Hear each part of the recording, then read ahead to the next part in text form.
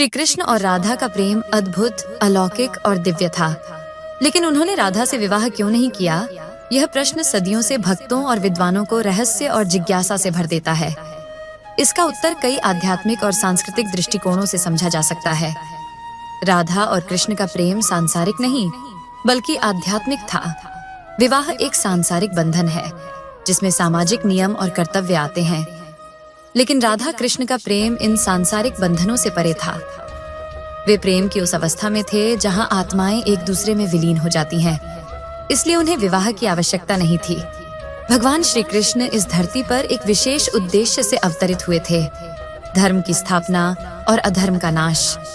उनकी लीलाएं दिव्य थीं और राधा संग उनका प्रेम भी एक लीला थी, जो भक्तों को प्रेम के शुद्धतम रूप को समझाने के लिए प्रकट हुई थी। विवाह उनकी लीला का हिस्सा नहीं था। श्री कृष्ण एक यदुवंशी राजकुमार थे और उनका विवाह राजनीतिक रूप से यदुवंश और अन्य राजघरानों के बीच संबंध स्थापित करने का एक माध्यम था। उन्होंने कई रानियों से विवाह किया, जिनमें से प्रत्येक विवाह किसी विशेष उद्देश्य से किया गया था। लेकिन राधा एक साधारण गोपिका थी और उनका प्रेम सांसारिक संबंधों से परे था। सच्चा प्रेम अधिकार नहीं मांगता, वह समर्पण करता है।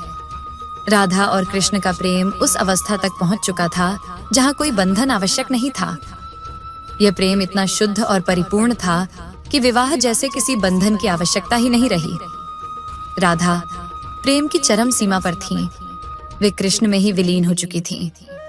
श्री कृष्ण ने अपने जीवन से यह सिखाया कि प्रेम केवल विवाह में सीमित नहीं होता।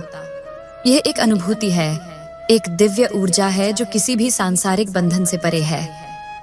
राधा कृष्ण का प्रेम इस सच्चाई का प्रमाण है कि प्रेम का सबसे ऊंचा स्वरूप आत्मा की शुद्धता और त्याग में है, न कि किसी संबंध में बंध जाने में। श्री कृष्ण और राधा का प्रेम विवाह के बंधन से कहीं ऊंचा था। यह प्रेम अनंत, अमर और शाश्वत है, जो भक्ति का आधार बन गया। यही कारण है कि आज भी श्री कृष्ण के साथ राधा का नाम पहले लिया जाता है, राधे कृष्ण, क्योंकि वे अलग थे ही नहीं, वे एक ही थे। यह प्रेम का वह रूप है जिसे समझने के लिए हृदय में भक्ति और आत्मा में शुद्धता होनी चाहिए।